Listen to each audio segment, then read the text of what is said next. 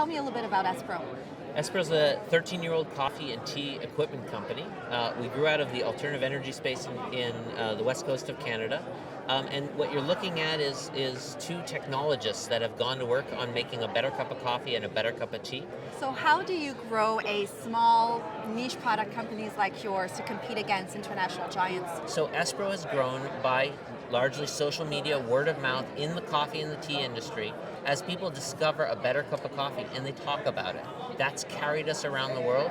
It's also given us a huge differentiation versus our competitors who have been focused mostly on design. And now we've actually even gone so far as guaranteeing a better cup of coffee, something the industry has never seen.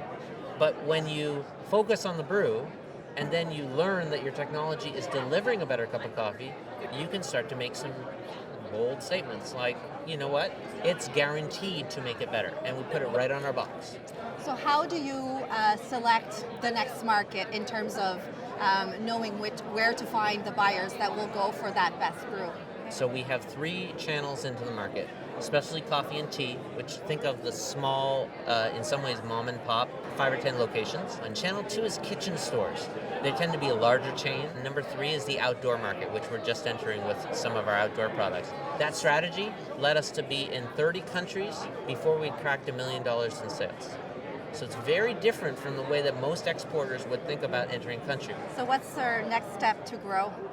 Next step to grow is really about expanding our product line. So really now what we're saying is we've got a technology we know that people are enjoying. Now can we get it to a price point that lets people choose how they want to experiment with what we're delivering? So you are in many countries. You said 30 so far. So I'm assuming some of them are emerging or developing markets, Yes. correct? So how do you assess the risk while entering these kinds of markets?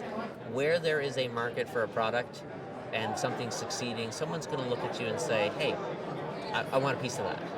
So our biggest risk is patent and trademark risk. And we're very, very aggressive in laying down a patent strategy globally.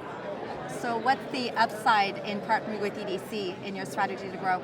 EDC has been able to see and think more structurally, but also be with less restrictions about what we're doing, and be able to say, you know what, we're going to be a little riskier capital for you.